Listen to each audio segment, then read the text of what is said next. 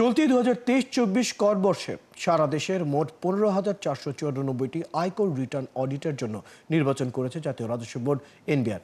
আধুনিক প্রযুক্তি ব্যবহার করে ডিজিটাল পদ্ধতিতে র্যান্ডম সিলেকশন বা দৈব চয়ন প্রক্রিয়ার মাধ্যমে এই রিটার্নগুলো বাছাই করা হয়েছে। বুধবার এনবিআর প্রকাশিত এক বিজ্ঞপ্তিতে এই তথ্য উঠে এসেছে। বিজ্ঞপ্তিতে বলা হয়েছে, অডিট নির্বাচনের পদ্ধতিতে সর্বোচ্চ স্বচ্ছতা নিশ্চিত করতে এনবিআর ইতিমধ্যে ঝুঁকিভিত্তিক নিরীক্ষা নির্বাচনের মানদণ্ড নামে একটি অটোমেটেড ব্যবস্থা চালু করার উদ্যোগ নিয়েছে। তবে অফলাইনে জমা পড়া পেপার রিটার্নগুলোর তথ্য এখনও পুরোপুরি ডেটাবেজ অন্তর্ভুক্ত না হওয়ার পূর্ণাঙ্গ অটোমেশন চালু করতে কিছুটা সময় লাগবে। এই সময়ের মধ্যে অডিট কার্যক্রম চালিয়ে নিতে বিকল্প পদ্ধতিতে রিটার্ন নির্বাচন করা হয়েছে। এই বিকল্প পদ্ধতিতে প্রতিটি কর অঞ্চল এবং সার্কেলে দাখিল করা আয়কর রিটার্নের মাত্র 0.5% দৈব চয়নের ভিত্তিতে নির্বাচন করা হয়েছে।